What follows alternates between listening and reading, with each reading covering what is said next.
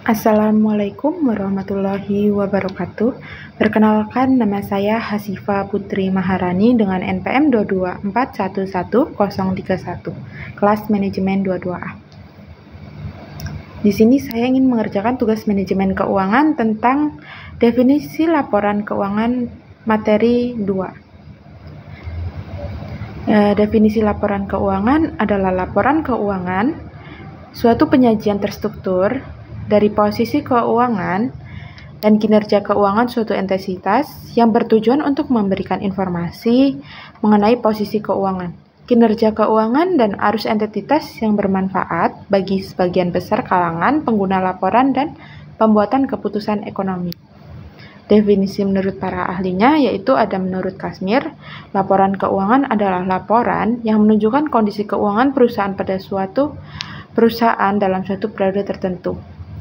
Lalu, menurut Harjito dan Martono, analisis laporan keuangan merupakan analisis mengenai kondisi keuangan suatu perusahaan yang melibatkan neraca dan laba rugi. Dan tujuan laporan keuangan menurut Ikatan Akuntan Indonesia menyatakan bahwa tujuan laporan keuangan adalah untuk memberikan informasi mengenai posisi keuangan, kinerja keuangan, dan arus kas entitas yang bermanfaat. Dan berikut ini beberapa tujuan pembuatan atau penyusunan laporan keuangan adalah: yang pertama, untuk memberikan informasi tentang jenis dan jumlah aktiva yang dimiliki perusahaan pada saat ini. Dan yang kedua, untuk memberikan informasi tentang jenis dan jumlah kewajiban dan modal yang dimiliki oleh perusahaan pada saat ini. Yang ketiga ada untuk memberikan informasi tentang jenis dan jumlah pendapatan yang diperoleh pada suatu periode tertentu. Dan yang keempat ada untuk memberikan informasi tentang jumlah, biaya dan jenis biaya dan dikeluarkan pada suatu periode tertentu. Yang kelima, untuk memberikan informasi tentang perubahan yang terjadi terhadap aktiva, pasiva, dan modal perusahaan. Dan yang keenam, untuk memberikan informasi tentang kinerja manajemen perusahaan dalam suatu periode tertentu. Dan yang terakhir, untuk memberikan informasi tentang catatan atas laporan keuangan.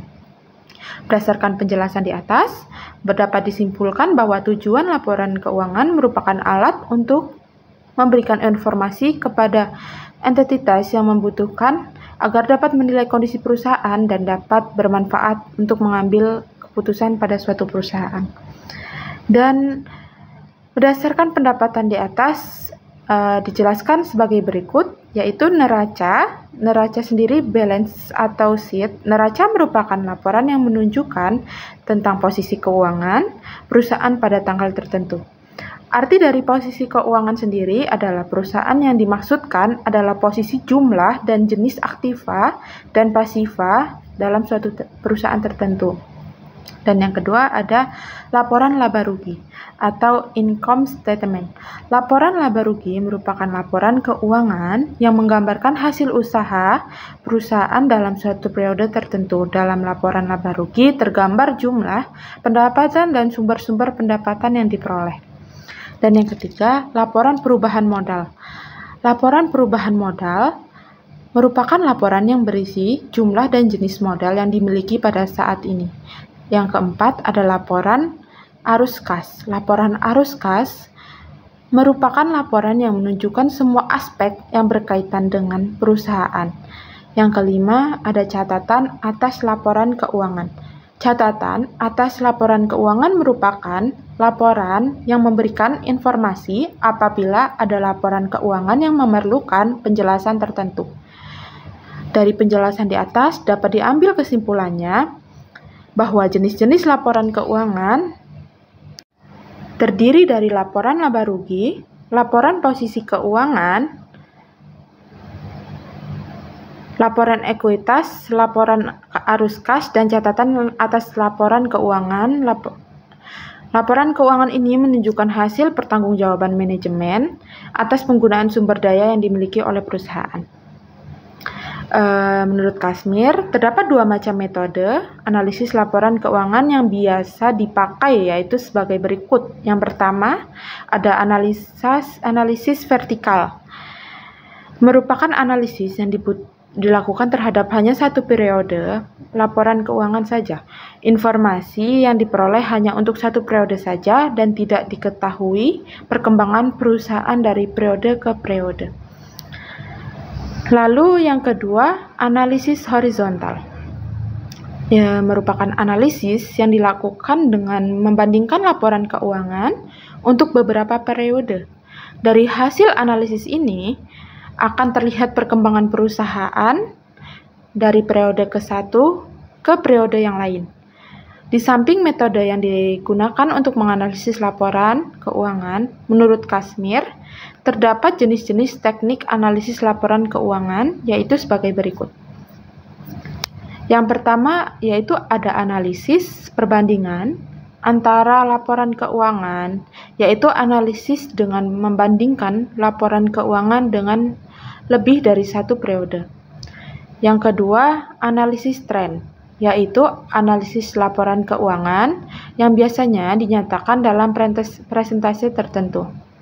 Yang ketiga, ada analisis presentasi per komponen, yaitu analisis yang dilakukan untuk membandingkan antara komponen yang ada di dalam suatu laporan keuangan, baik yang ada di dalam laporan neraca maupun laporan laba rugi. Yang keempat, analisis sumber dan penggunaan dana, yaitu analisis yang dilakukan untuk mengetahui sumber-sumber dana perusahaan dan penggunaan dana dalam suatu periode. Lalu ada analisis sumber dan penggunaan kas, yaitu analisis yang digunakan untuk mengetahui sumber-sumber kas, perusahaan dan penggunaan uang kas dalam suatu periode. Lalu ada analisis rasio, yaitu analisis yang digunakan untuk mengetahui hubungan pos-pos yang ada di dalam suatu laporan keuangan atau pos-pos antara laporan keuangan neraca dan laporan laba rugi. Lalu ada laporan kredit atau analisis kredit, yaitu analisis yang digunakan untuk menilai layaknya tidak suatu kredit dikucurkan oleh lembaga keuangan seperti bank. Dan ada analisis laba kotor, yaitu analisis yang digunakan untuk mengetahui jumlah laba kotor dari periode 1 ke periode. Dan yang terakhir ada analisis titik pulang pokok. Disebut juga analisis titik impas atau break even point, yang analisis yang digunakan untuk mengetahui pada kondisi beberapa penjualan produk dilakukan untuk perusahaan agar tidak mengalami kerugian. Mungkin hanya itu saja yang dapat saya sampaikan. Bila ada kurangnya, saya mohon maaf. Saya tutup. Wassalamualaikum warahmatullahi wabarakatuh. Jangan lupa like and subscribe.